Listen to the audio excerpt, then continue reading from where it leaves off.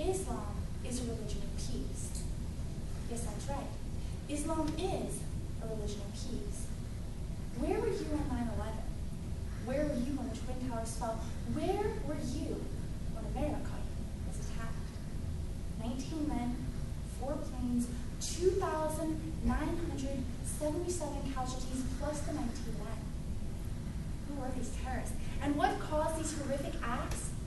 Today we're going to be taking a look at the teachings of the Quran and the beliefs of those who follow as we analyze the question, is Islam a religion of peace? By the evening of September 11th, televisions across the globe blared with footage from the event. Images of the towers ignited, firemen braving the danger, survivors running from the site. Walls of pictures of missing loved ones, while Arab nations celebrated in the streets. Information swirled on every channel. Reports confirmed the assailants were Islamic.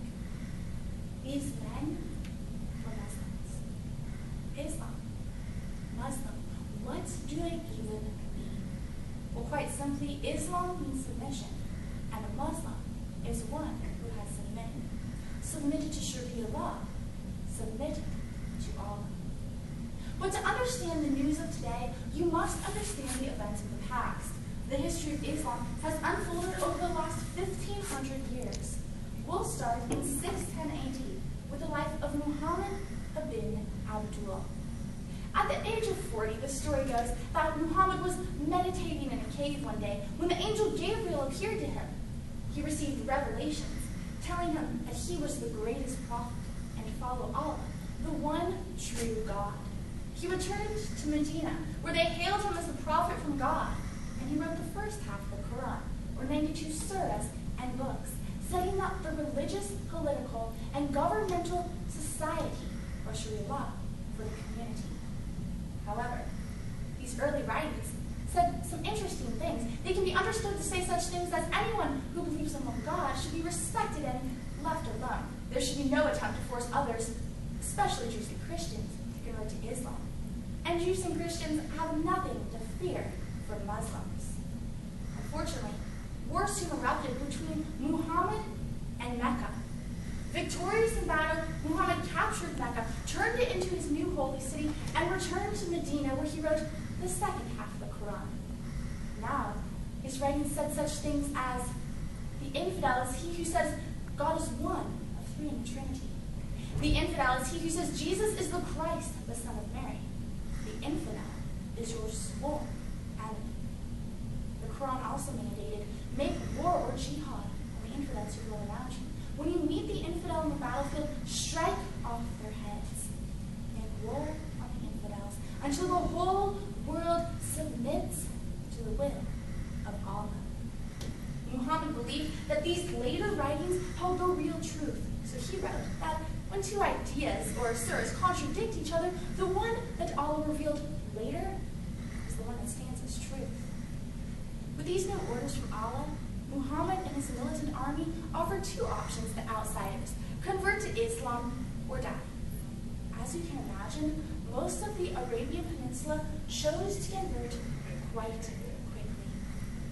Muslim scholar Jafar Sheikh Idris says, for Muslims, the word religion doesn't refer to simply a collection of religious beliefs or principles. It refers to a way of life. So we can see that the foundations of jihad, the basis of the 9/11 attacks, were laid down by Muhammad, who dreamed of a world submitting to Allah through Sharia law.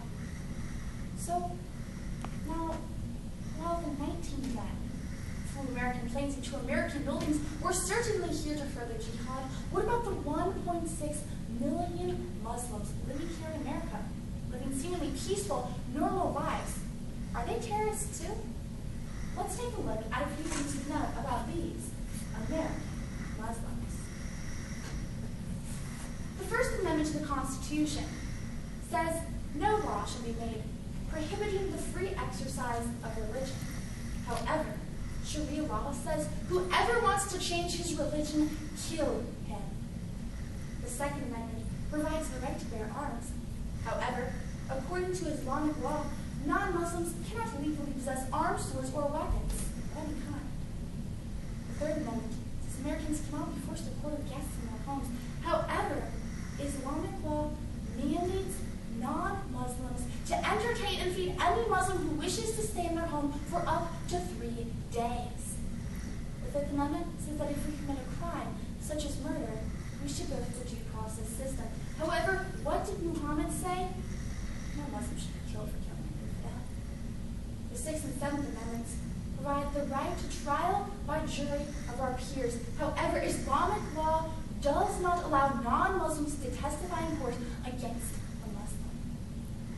And whereas Americans, in the court of law, take an oath to tell the truth, the whole truth, and nothing but the truth, Sharia law allows for lying, court of law, when necessary, to deceive non-Muslims from learning the true goals and intentions of Islam. Muslim scholar Sheikh Idris says only one ambition is worthy of Islam: to save the world from the curse of democracy. I could continue, but I think we should light on a vital issue. The Constitution and Sharia law conflict on nearly every level. Clearly, they can never be American Muslims. So, how many of these Muslims living in America would actually be willing to take up arms for Allah? It's a good question. One we should know the answer to. What we do know is this: there are two distinct types of Muslims, moderates and fundamentals. The moderate Muslims are the ones who work on the NYPD police squad. They're our neighbors, our friends. They dress like us, act like us, and send their 7 children to public schools. The fundamentals are the ones who work in the local Islamic community centers, pull over on the side of the road to pray 5 times a day, send their 7 children to private Islamic schools. So, what's the difference? Muhammad said that the whole world will submit to the will of Allah, but moderates and fundamentals disagree on the timing. Moderates say, yeah, that's a great idea. It'll happen down the road in the future, eventually.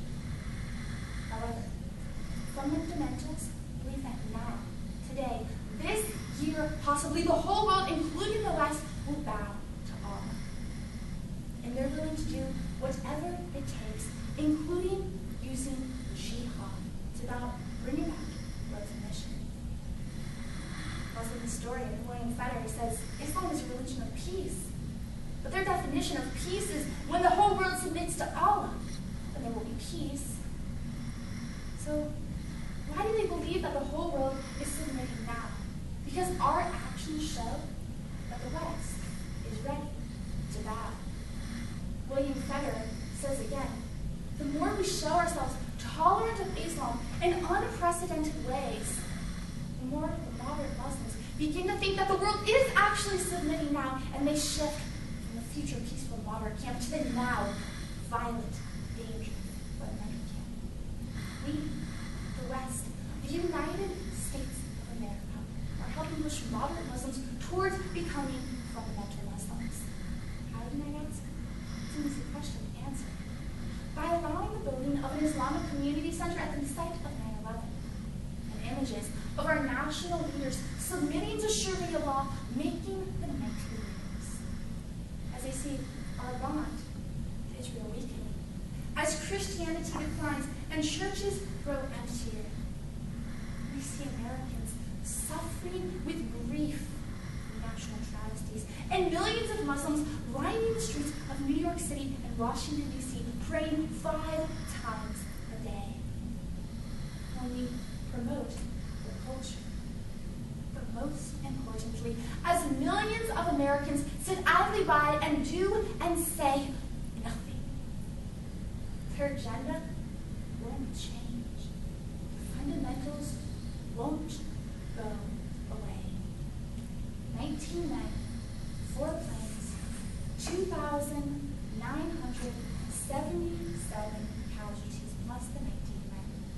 Their agenda was simple: kill the infidel, destroy Americans, wipe out democracy, build up Sharia law, so the whole world will submit to the will of Allah and there will be world peace. You see, Islam is a religion of peace. Yes, that's right. Islam is a religion of peace. is your definition of peace? Thank you.